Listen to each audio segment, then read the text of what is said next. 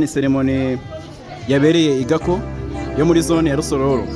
Bashije kubona umu MGT wari umaze igihe kirekire rwose yitegura guhabwa inshingano, none kuri uyu munota, kuri uyu munsi abashije kuba yabigeraho. Ni iki watubwira? Tangira tubwira amazina yawe kugira ngo tubashe kuba twamenya buri kimwe cyose. Arabura gato nkitwa Master Guide Jean Claude Niyonsenga. Birumvikana rwose. Ariko ni MGT Jean Claude Niyonsenga.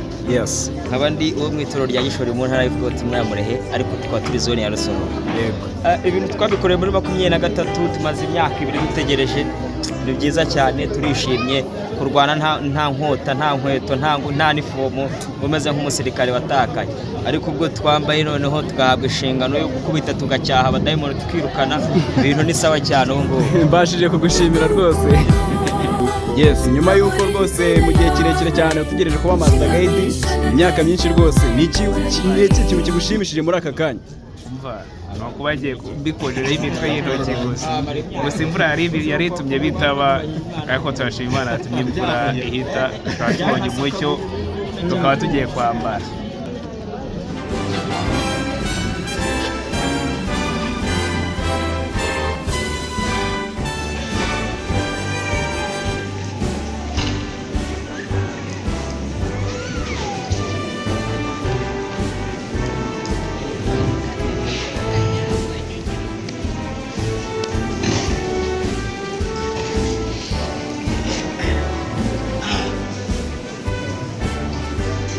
Abandi batanu bari mu bahawe inshingano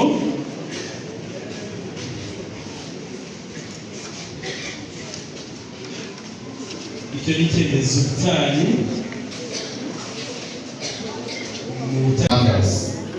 muri urwo rwego rero ubwo mwiyemeje gukorana n'Imana, Imana ibahaye ububasha, ariko ubwo bubasha buzagira agaciro nimwemera gukora ibyo Imana ibabwiye mu izina rya Yesu.